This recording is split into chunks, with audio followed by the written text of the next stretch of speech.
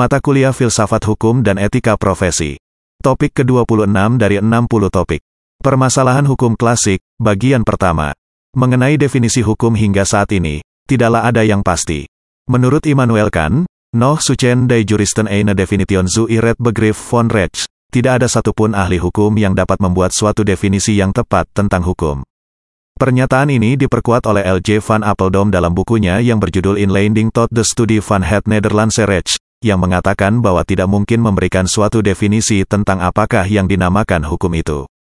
Hal ini karena definisi dari para ahli dan pemikir hukum sangatlah beragam, tergantung dari kacamata mana mereka melihatnya. Keberagaman definisi ini tentu bukanlah hal yang dilarang karena kita tahu bahwa hukum itu selalu berkembang mengikuti dinamika masyarakat.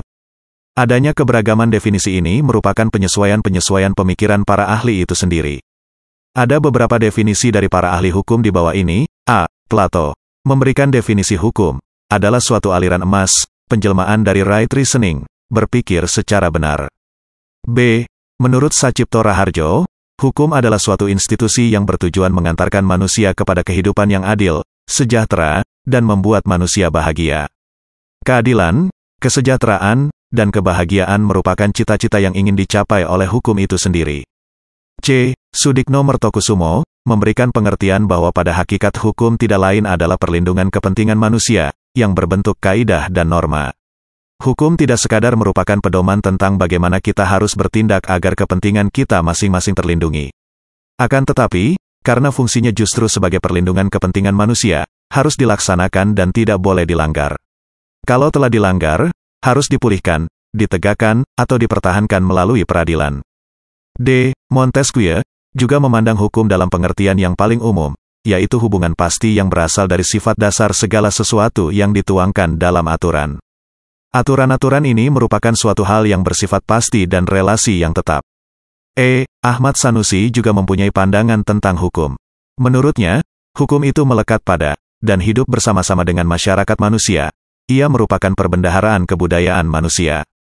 Keluasan di bidang hukum itu dilukiskan oleh Purnadi Purwacaraka dan Surjono Sukanto dengan menyebut 9 arti hukum. Menurutnya, hukum dapat diartikan sebagai 1. Ilmu pengetahuan, yaitu pengetahuan yang tersusun secara sistematis atas dasar kekuatan pemikiran. 2. Disiplin, yaitu suatu sistem ajaran kenyataan atau gejala-gejala yang dihadapi. 3. Norma, yaitu pedoman atau patokan sikap tindak atau perilaku yang pantas atau diharapkan. 4.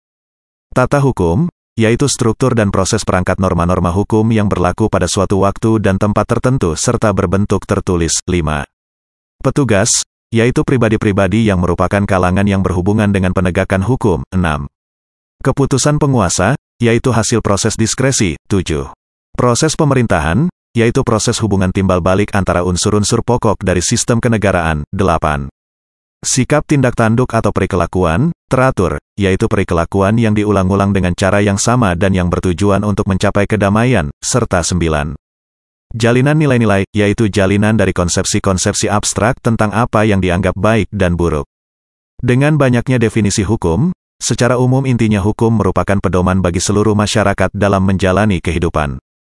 Selain itu, hukum menjadi suatu keniscayaan karena negara ini menganut sistem negara hukum. Sebagaimana dijelaskan dalam pasal konstitusi yang mempunyai tujuan, yaitu keadilan sebagai bagian mutlak adanya hukum. Menurut Huijber, hakikat hukum ialah membawa aturan yang adil dalam masyarakat dan sebagai arti dasar segala hukum. Aturan yang adil merupakan aturan yang mampu menjawab kebutuhan dan kebuntuan di masyarakat. Masyarakat sebagai subjek sekaligus objek dari peraturan hukum menentukan seberapa adil hukum itu ada dan ditegakkan, karena adil menjadi sangat subjektif ketika penilaian itu didasarkan pada kacamata pembuat hukum. Sebaliknya adil itu akan objektif apabila dapat diterapkan kepada siapa saja yang melanggar hukum sekalipun bagi si pembuat hukum itu sendiri. Keadilan tidak dapat dipisahkan dari hukum itu sendiri. Hukum itu akan bernilai dan bermanfaat apabila dapat memberikan keadilan bagi siapa saja, tanpa melihat jabatan, kedudukan, keturunan, dan kekayaan, melainkan melihat pelanggaran yang dilakukannya serta siapa yang dirugikan akibat perbuatannya. Hukum ada untuk manusia dan bukan manusia ada untuk hukum. Sacipto Raharjo, 2006. Adanya hukum merupakan keniscayaan dalam hidup bermasyarakat. Hukum lahir ketika ada masyarakat. Tidak ada masyarakat maka tidak ada hukum. Keberadaan hukum ini diperuntukkan sebagai solusi dari adanya konflik antar manusia. Setiap manusia mempunyai kepentingan dan keinginan serta kebutuhan yang berbeda-beda satu dengan lainnya. Menurut Bismar Siregar, keadilan jauh lebih penting daripada kepastian undang-undang. Jadi, carilah makna dari suatu undang-undang lebih daripada prosedur hukum. Menurut Sacipto Raharjo, hukum bukanlah deterjen yang bisa mencuci sendiri. Hukum hanyalah konsep jika tidak dijalankan. Oleh karena itu, hukum sebetulnya hanya macan kertas apabila manusia tidak turun tangan menggerakkannya. Van Dom berpendapat bahwa hukum ialah yang dibuat untuk menata perilaku manusia, tetapi manusia itu sendiri cenderung terjatuh di luar skema yang diperuntukkan baginya. Ini disebabkan oleh faktor pengalaman, pendidikan tradisi, dan lain-lain yang mempengaruhi dan membentuk perilaku sosialnya.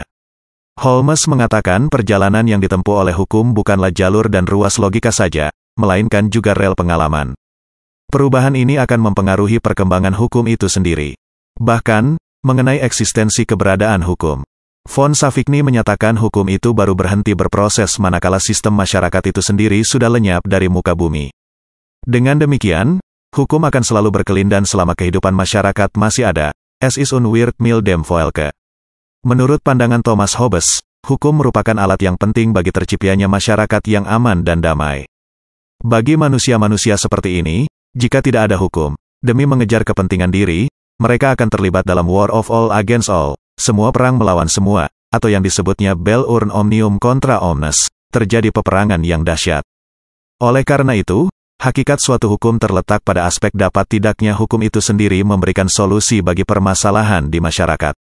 Hukum tumbuh dan berkembang dari masyarakat, hukum ada untuk masyarakat dan dibuat juga oleh masyarakat. Hukum itu hidup dalam kesadaran setiap insan manusia, termasuk manusia yang belum pernah tahu tentang peraturan perundang-undangan atau yang buta huruf sekalipun. Setiap orang sadar bahwa mencuri, mencemarkan nama baik orang, dan membunuh orang itu tidak baik. Meskipun tidak terdapat larangan untuk menggunakan pakaian tidur di suatu terminal ataupun bandara, orang tidak akan menggunakan pakaian tersebut. Hal inilah yang memunculkan kesadaran hukum pada diri setiap manusia. Kesadaran hukum adalah kesadaran bahwa hukum itu harus dihayati, dilaksanakan, ditegakkan, dan pelanggarnya harus dikenai sanksi.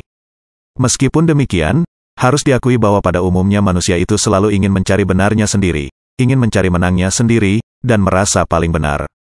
Misalkan saja, pada saat terjadinya kecelakaan lalu lintas, yaitu tabrakan sepeda motor, kalau kedua pengendaranya masih mampu berdiri, biasanya keduanya akan saling menyalahkan. Manusia sudah sejak lama menggeluti atau berkecimpung dalam hukum dengan berbagai cara atau kegiatan. Ia mengabdikan diri dalam praktik. Pada awalnya ia menyelesaikan masalah atau konflik hukum. Lalu, ia menemukan hukumnya, menerapkan, dan menjatuhkan putusan, kemudian mengatur kegiatan kehidupan masyarakat dengan membentuk kaidah-kaidah atau peraturan-peraturan hukum. Dengan demikian, ia melakukan kegiatan dalam praktik atau melakukan praktik hukum. Menurut Van Apeldoorn, manusia melakukan rechtkunst atau seni hukum. Menurutnya, praktik hukum merupakan olah seni hukum.